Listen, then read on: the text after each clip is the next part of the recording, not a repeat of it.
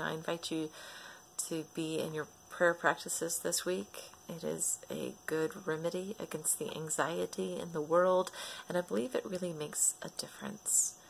I think that in this time, particularly when anxiety and fear and disappointment are all ringing through our land, that we really need prayer to ring through as well, to be a place of bringing peace and calm to a world that needs it. I would like for you to hold up for those who are on our prayer list. I would like to let you know that Nancy, who we've been praying for in recovery for pneumonia, has now been diagnosed with cancer. So please hold her and Bill in care. Please continue to pray for Frida, for Ruth, for Jean, for Seth's son, for Chip's son Seth, who is a school teacher out in Washington, who's been faithfully delivering food to school kids. Elkie has been doing that here too, just for all the teachers around the country that are delivering food. Keep them safe and in your care.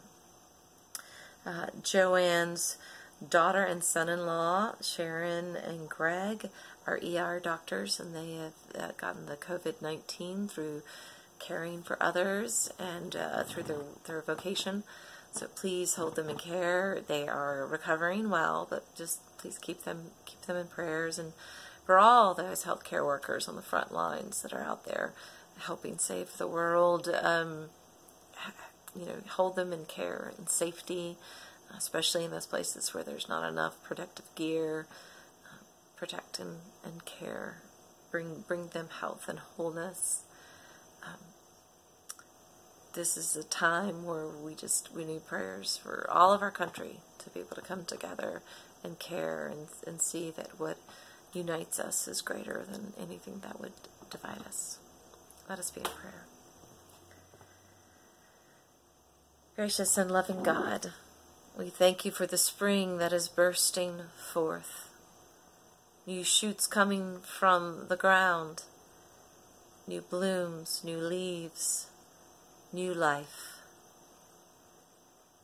Work in us in the power of the promise of new life that comes forth from all of the challenges that are currently happening. Lord, we hold to you for your care.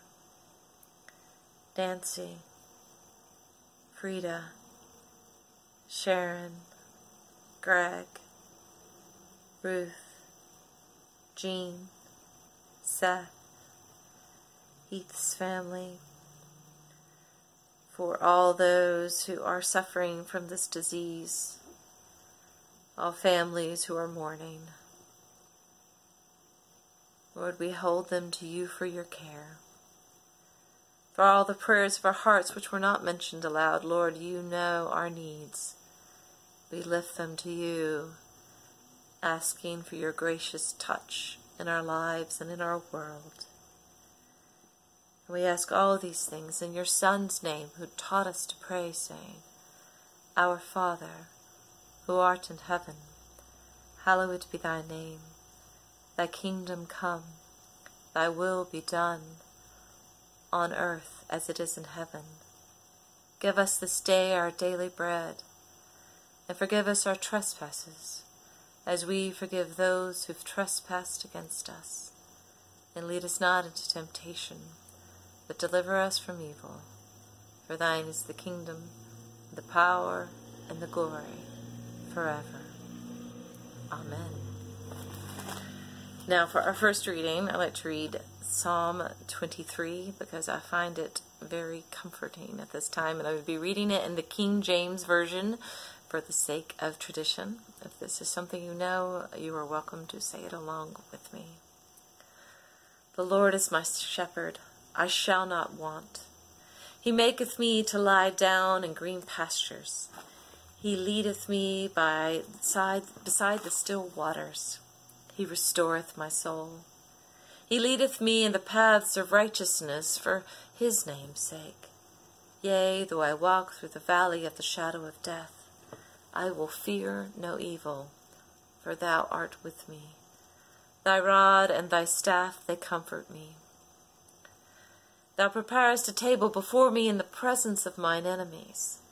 Thou anointest my head with oil, my cup runneth over. Surely goodness and mercy shall follow me all the days of my life, and I will dwell in the house of the Lord forever. May God bless the reading of his word.